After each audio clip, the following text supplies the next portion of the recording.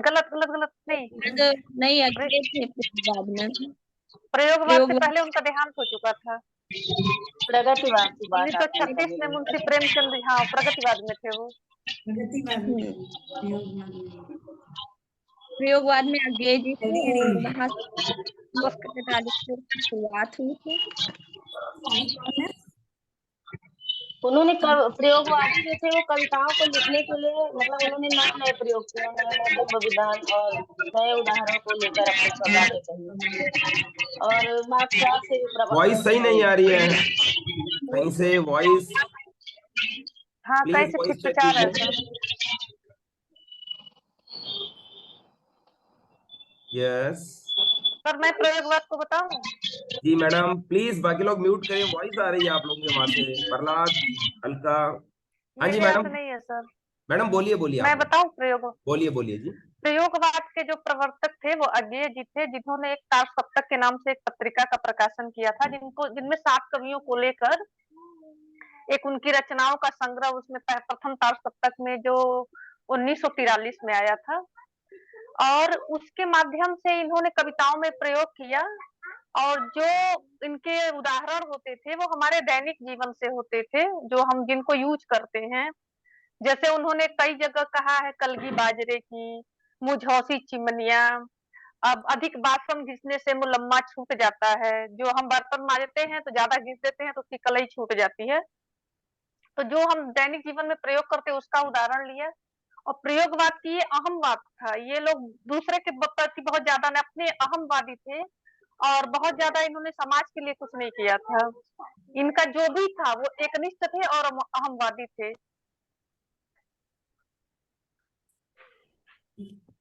Very good. I want from Pradeep, I want to add on Pradeep को। प्रदीप, एक PRT teacher में क्या क्वालिटीज होनी चाहिए बताइए।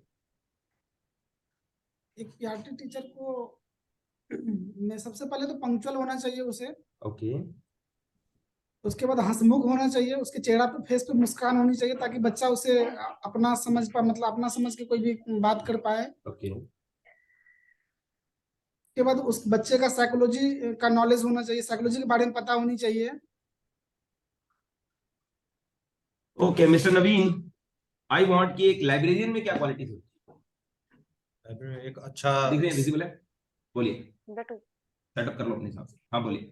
एक लाइब्रेरियन को लाइब्रेरी के बारे में कंप्लीट नॉलेज होनी चाहिए, एक गुड स्पीकर होना चाहिए, एक्सीलेंट रिसर्चर होना चाहिए, गुड बुक फाइंडर होना चाहिए, उसे इंटरनेट डेटाबेस की अच्छी नॉलेज होनी चाहिए, लाइब्रेरी सॉफ्टवेयर के बारे में पता होना चाहिए, इंफॉर्मेशन टेक्नोलॉजी के बारे में पता होना चाहिए, और उसे ये पता होना चाहिए कि लाइब्रेरी को कैसे मेंटेन किया जा सकता है, स्टॉक को अप टू डेट रखने की एबिलिटी होनी चाहिए। मिस्टर उज्जवल सर मेरा क्वेश्चन है। मैडम एक मिनट। अच्छा हाँ पूछिए मैडम, पूछिए विजय मैडम। शालिनी मैम, आप ये बताइए कि आपको हिंदी टीचर के लिए क्यों सेलेक्ट किया जाए? सबसे पहले ये कहूंगी क्योंकि मुझे हिंदी की अच्छी खासी नॉलेज है और मैं बहुत अच्छे से बच्चों को ट्रीट करूंगी और कॉन्फिडेंटली बोल सकती हूँ अगर मैंने बच्चों को हिंदी पढ़ाई तो वो अच्छे से सीख सकेंगे और वो आगे जाके अच्छा भविष्य भी बनाएंगे। Very good. Okay, next from Ujjwal. Ujjwal, what do you mean by the word library? क्या कांसेप्ट क्या है बताइए। लाइब्रेरी का कंसेप्ट यह है कि हम लाइब्रेरी में अपने पुस्तकों को अच्छे से रखते हैं। सबसे पहली बात तो लाइब्रेरी का एक नियम है कि लाइब्रेरी को आप साफ सुथरा रखिए ताकि पाठक को वो एट्रैक्ट करें, अपने तरफ आकर्षित करें, ताकि वो पाठक वहाँ आए तो उसे भद्दा टाइप का महसूस ना हो, कि ये ना लगे कि हमारी लाइब्रेरी में किसी प्रकार की गड़बड़ी है या हमें पढ़ने में कोई प्रॉब्लम हो रही है। प्लस में हम अपने लाइब्रेरी में टेक्निकल जो सुविधा है उसको भी अच्छा बना के रखें ताकि हमारा पाठक उसको अच्छे तरीके से समझ सके और उसको उपयोग कर सके। वंडरफुल। हाँ जी सर एक क्वेश्चन लाइब्रेरी आप बता दीजिए। हाँ जी पूछिए मैडम। एक लाइब्रेरी से छात्र के जीवन में मतलब क्या ज्यादा अच्छा हो सकता है, उसकी क्या उपयोगिता है उसके जीवन में? जी, एक छात्र के लिए यदि वो क्लास में तो पढ़ाई करता ही है, बट यदि हमारे लाइब्रेरी के अंतर्गत आता है वही बुक वो दोबारा से रीड करता है तो उसके लिए चीजें समझना और आसान हो जाता है। ऐसे उपयोग कर सकता है, या उसको हो सकता है कि अदर यदि नॉलेज लेना है तो वो अदर बुक उठा के भी पढ़ सकता है और उसके बारे में नॉलेज गेदर कर सकता है। एक क्वेश्चन और था सर मुझे, हाँ जी पूछिए। मैं एक क्वेश्चन करना चाहता था सर कि ये बताइए कि इंटरव्यूअर द्वारा मुझसे पूछा जाता है कि आप लाइब्रेरियन के लिए आ रहे हैं, वहाँ सारा काम कंप्यूटराइज है, यदि आपका कंप्यूटर का डाटा लॉस हो जाता है, सॉफ्टवेयर डाटा लॉस हो जाता है, तो आप उस समय क्या करेंगे, उसका आंसर क्या देंगे?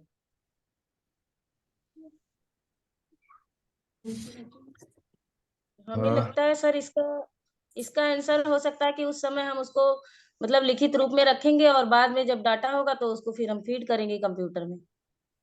उसमें भी हाँ जी। उसका एक और पॉइंट भी हो सकता है उसमें कि मतलब इम्पोर्टेंट डाटा उसको हम फ्लॉपी डिस्क में कहीं अलग सेटअप Backup। करके रख दें, बैकअप करके रख अलग दें। से रख सकते हैं। यस हार्ड डिस्क और इतना इम्पोर्टेंट है तो इसका आप एक हार्ड डिस्क ऑप्शन- रखो अलग से। सर इसमें मैं कुछ ऐड करना चाहूंगी। Yes yes please. सर आजकल हम डाटा को ऑनलाइन जैसे गूगल आईडी होती है हमारी, उस पर भी सेव कर सकते हैं। Very good, right point. जहाँ भी खोलेंगे हम उसको हमारी आईडी से रिकॉल कर सकता है वो सारा डाटा। लिमिट है। हाँ सर जी फोन के साथ ऐसा होता है कि हम लोग फॉर्मेट कराते थे, फिर आईडी से सारा चीज हम लोग को मिल जाता है वापस। राइट राइट हाँ, राइट। गूगल वगैरह आईडी ऐड से करके। सारा विकास वापस शास्त्री अपलोड आप हो यहाँ जाता पर है। हो, लाइब्रेरी के हो, आप सामने आओ और पार्टिसिपेट करो, मैं ये कहूंगा। बाय दैट टाइम पूजा आप अपनी बात सर करो।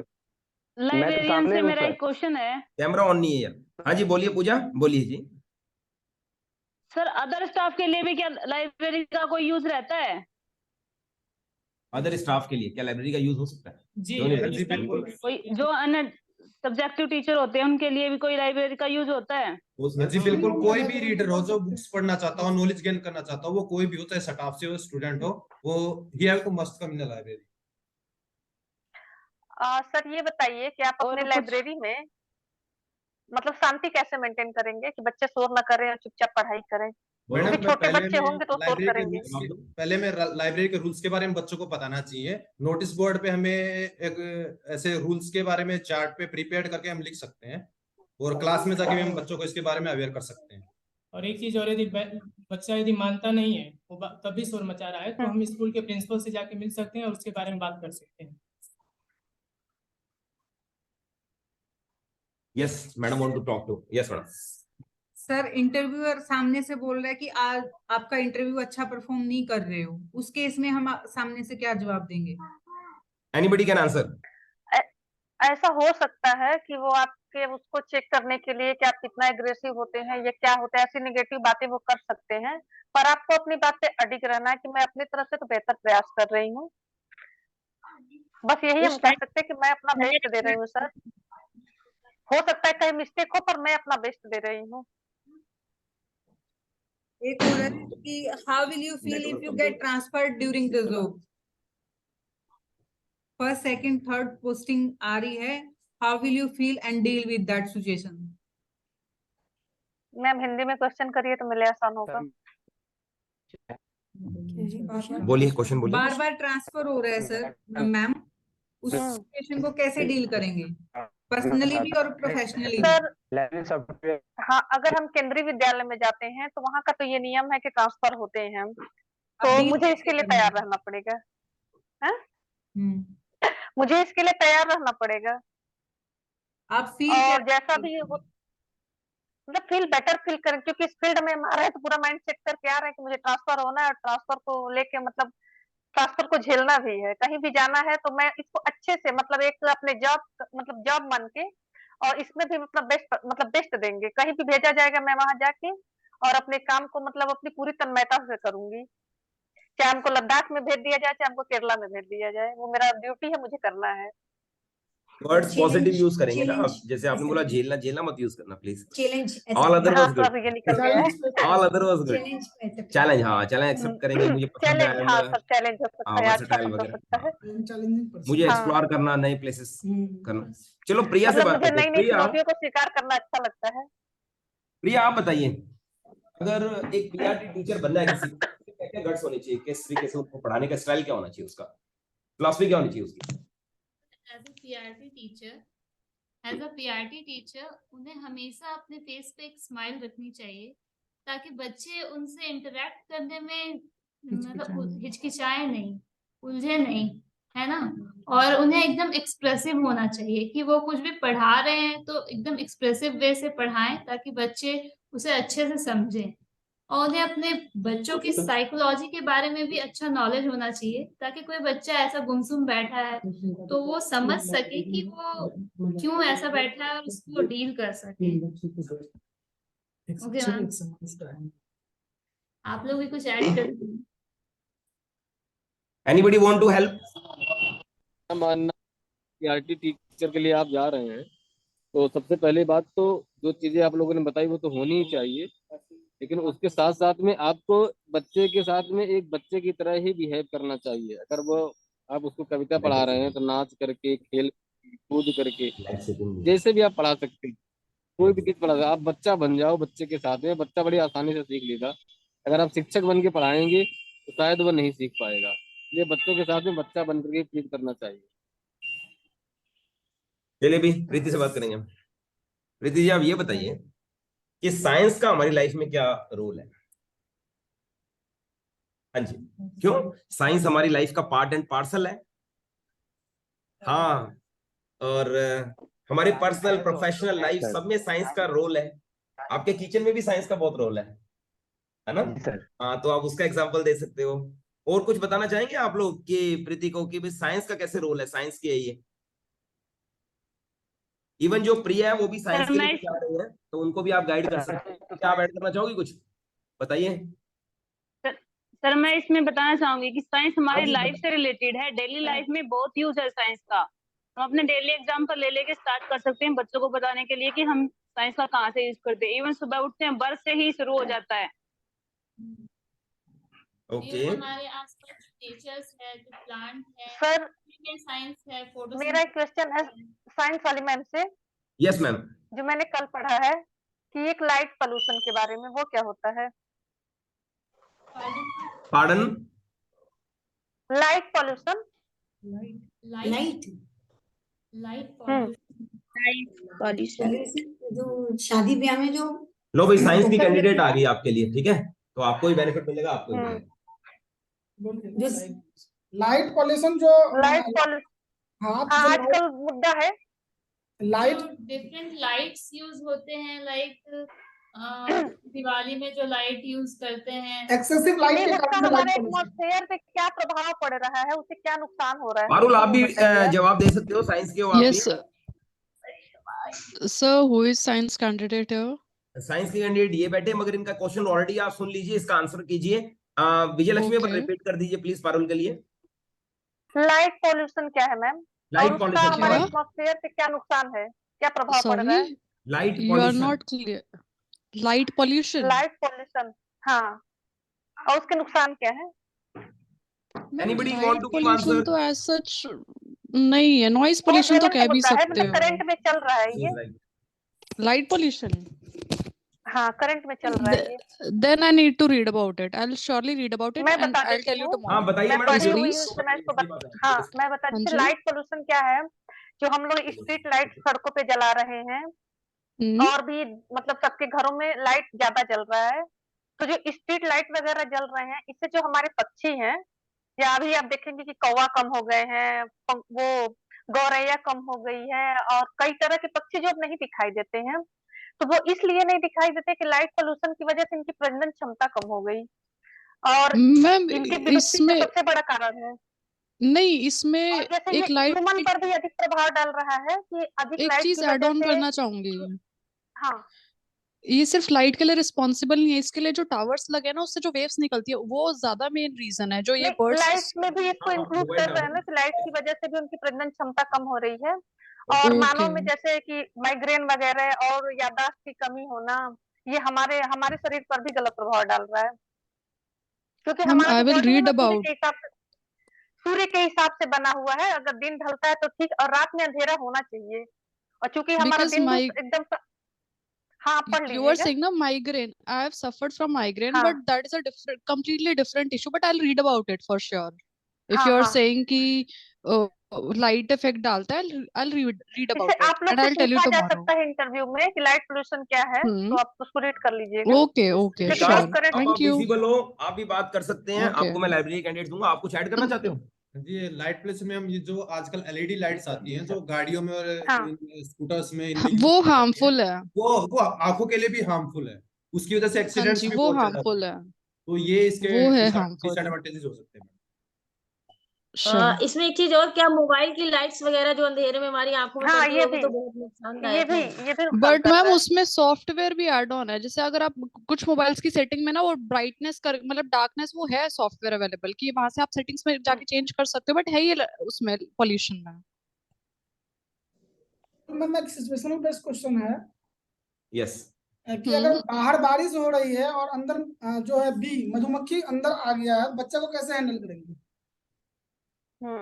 मधुमक्खी अंदर आ गया तो यस सबसे पहले तो कोई रश ना करे इधर उधर, बिकॉज स्टूडेंट्स का क्या होता है कुछ भी देखा वो इधर उधर भागना शुरू कर देते हैं, उसमें लग भी सकती है। तो अगर वो जा ही नहीं रही है विंडोज वगैरह ओपन करवा दो, लाइक प्रॉपर वेंटिलेशन हो, मे बी खुद ही चली जाए। अगर वो नहीं जा रही है तो पूरी क्लास की रो बनवा के आप बाहर निकाल लो बच्चों को, उसके बाद आप उसको सॉल्व कर लो।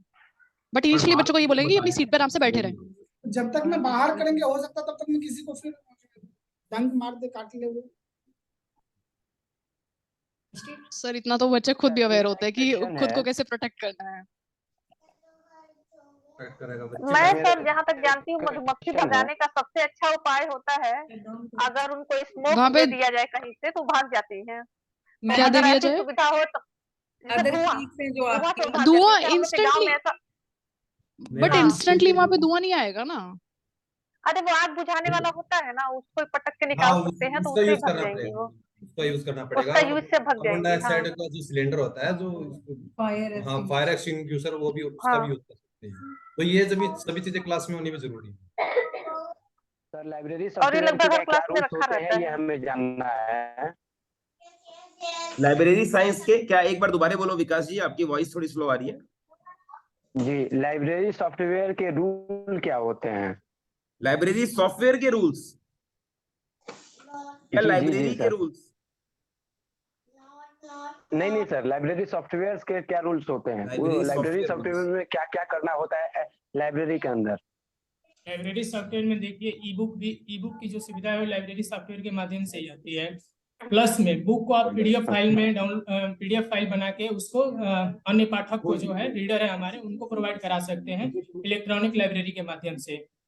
और बहुत सारे जो कि उसमें रिकॉर्ड को मेंटेन करके रख सकते हैं सर लाइब्रेरी सॉफ्टवेयर के अंदर। ऑडियो फाइल बना के आप दूसरे को दे सकते हैं जिससे बच्चे को पढ़ने में और जो बच्चा पढ़ नहीं पा रहा है भाई जब उसके पास टाइम नहीं है तो वो उसको सुन भी सकता है।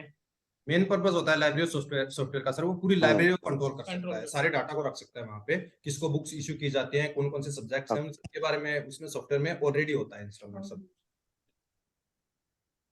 यस सर मैं इसमें एक एक चीज ऐड साइंस करना चाहूंगा। टीचर से क्वेश्चन है। उसमें मेंबर का रजिस्ट्रेशन होता है।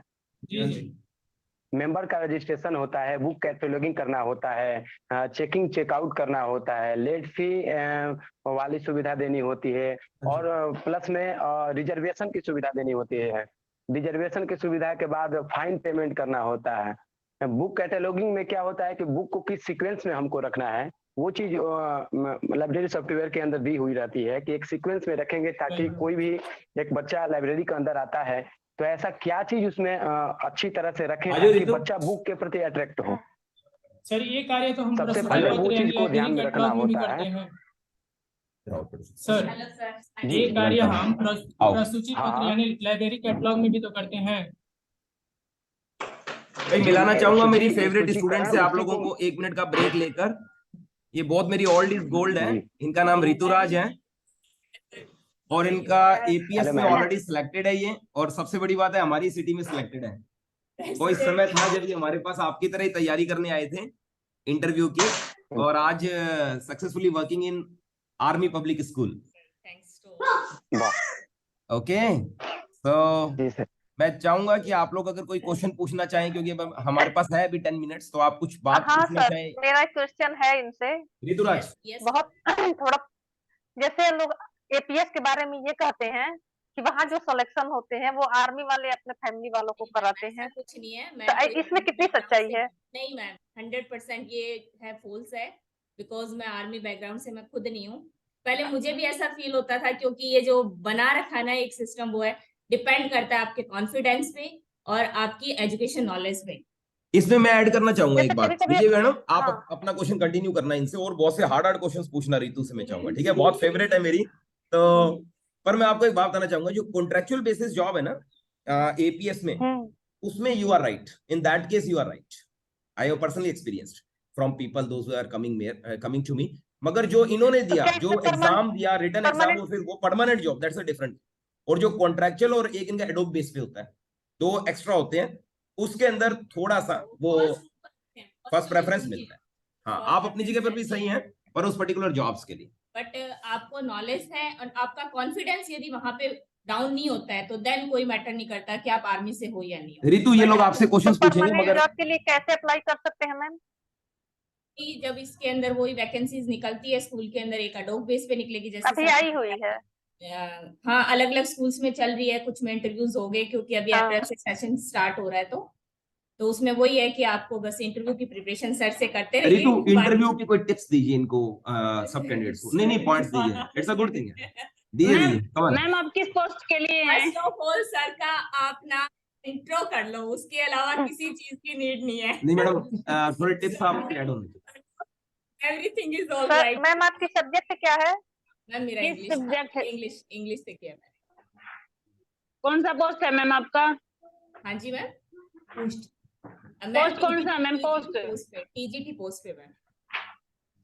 ओके, टिप्स आप इनको देना चाहें, कुछ पर्टिकुलर पॉइंट्स जो इंटरव्यू में इनके काम आए, कुछ ऐड ऑन कीजिए। शाबाश काम आएगा मैडम, आप ही कीजिए। क्वेश्चंस रहते हैं अलग से, कुछ होता है ऐसे लगता है मनोज सर वहां पे देख के आए भैया ये कोई ऐसे पॉइंट तो दीजिए ना, कोई आने का बेनिफिट होना चाहिए ना, कि रितु आई है ना। लो, अच्छी बात है ना मैडम, ऐसा हो जाए तो। आप लोग कोई क्वेश्चन पूछ लो। आवाज नहीं आ रही है। नहीं आ रही। कुछ बताइए। हाँ, इंट्रो रहता है, उसमें आपको बस वही है। उसके बाद कुछ सब्जेक्ट रिलेटेड क्वेश्चन आते हैं क्योंकि सब्जेक्ट एक्सपर्ट भी होता है वहाँ पे, और आप पीआरटी पे लेवल पे हो तो उसमें सबसे ज्यादा टफ पीआरटी लेवल का होता है। मैम आपसे सिचुएशन बेस्ड, हाँ सिचुएशन बेस्ड भी रहेंगे, साइकोलॉजिस्ट भी बैठे होते हैं।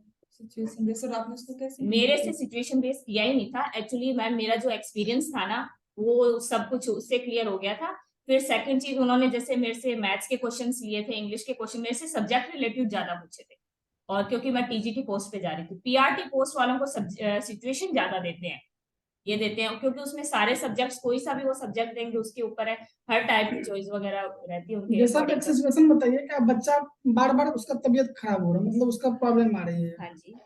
और बच्चा पढ़ना भी चाह रहा था, आप क्या करेंगे?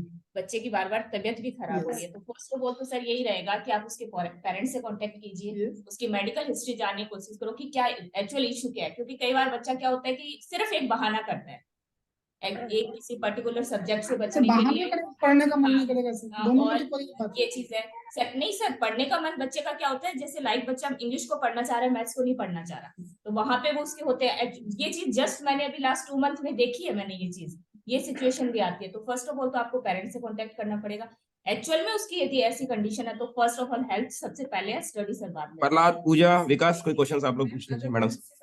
मैम मेरा क्वेश्चन है कि कोई बच्चा ऐसे बहुत सारा है, सेटिस्फाइड का मतलब हमें कैसे भी करके उनको सेटिस्फाइड करना है, हमें अपने काम को और इम्प्रूव करना पड़ेगा, हमें अपनी टीचिंग मेथड को चेंज करना पड़ेगा। Yes ma'am sure. हाँ, मेरा एक क्वेश्चन है कि बच्चा ऐसे बहुत शार्प है, लेकिन जब पढ़ने का टाइम होता है तो वो जैसे एकदम ऐसे यूं करके बैठ जाएगा, उसको कुछ आ ही नहीं रहा, तो ऐसे बच्चों को कैसे हैंडल करेंगे? उस बच्चे को मैम आपको थोड़ा सा वो मदर वाली फीलिंग, मदरहुड लेके आना पड़ेगा, आपको उससे पर्सनली कनेक्ट होना पड़ेगा। पहले उसको, उसकी किस चीज में उसका इंटरेस्ट है, उसके अकॉर्डिंग आपको वो देखना पड़ेगा। आप पहले उससे कनेक्ट हो जाओगे ना, किसी भी में हो सकता है, उसको क्राफ्टिंग का हो, उसको कलरिंग का हो, या उसका गेम्स में हो, पहले आप उसी के अकॉर्डिंग क्लास को 1 या 2 दिन उसके अकॉर्डिंग क्लास को मैनेज कीजिए, अपने आप फिर नेक्स्ट स्टडी में हो जाएगा। मैम ये एक क्वेश्चन है कि यदि आपको एज ए लाइब्रेरियन आपको जॉब मिल जाती है तो आप भविष्य में लाइब्रेरी को कैसे आगे लेके जाओगे, क्या क्या चीज उसमें इंक्लूड करोगे? आज तो डिजिटलाइजेशन होते रह रहा है, तो क्या लाइब्रेरी का यूज है आज के मॉडर्न युग में अगर देखा जाए तो? देखिए सर, बच्चे जैसे मोस्टली जैसे आपने बोला लाइब्रेरी का यूज कम हो गया, बच्चे क्योंकि पूरे टाइम मोबाइल में रहते हैं, सारी चीज उन्हें वहीं से सर्च कर लेते हैं। तो उसके लिए आपको अपनी लाइब्रेरी को थोड़ा इनोवेटिव करना पड़ेगा। उसके अंदर लाइक आप ना ये कर सकते हो कि जैसे आपकी स्कूल के अंदर आपकी क्लास में कुछ अच्छे बच्चे हैं या कुछ बच्चों को जैसे कुछ पोएम का रीडिंग का होता है, उनका आप एक अलग से कॉर्नर बनाइए। उसका आप अलग से कॉर्नर बनाते हो तो दूसरे बच्चे उससे इंस्पायर हो जाएंगे कि हाँ देखो मेरे क्लासमेट की या मेरे फ्रेंड की यहाँ पे बुक है, तो इट मीन्स मेरी भी हो सकती है, या मुझे देखना उससे क्या आइडियाज लेने क्या सर्च करना है, ऐसा कुछ आप कर सकते हो। ऐसा कुछ कर सकते हो। या फिर जैसे कि जिन बच्चों की हैंडराइटिंग बहुत अच्छी है या बहुत नीट एंड क्लीन वर्क करते हैं, अपनी बुक्स को बहुत अच्छे से मेंटेन रखते हैं, आप उनकी बुक्स को वहां पे रख सकते हो। एक तो वो टीचर के लिए हेल्पफुल होगी, लाइक कोई न्यू टीचर अपॉइंट होता है तो उसको ये होता है कि ये क्वेश्चन है उसके समझ से परे, उसे समझ नहीं आ रही, उसे दूसरे से वो लाइब्रेरी में जाएगा, अपना टाइम वहां स्पेंड करेगा और अपना उसको हेल्प भी मिल जाएगी कि अच्छा लास्ट ईयर कुछ ऐसा चल रहा था, मुझे इस वे में आगे करना है।